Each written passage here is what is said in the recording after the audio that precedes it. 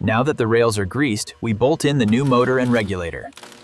Next, install the window glass and ensure proper alignment. Now we install the central lock actuator and latch assembly, connecting both Bowden cables. Finally, secure the outer handle carrier.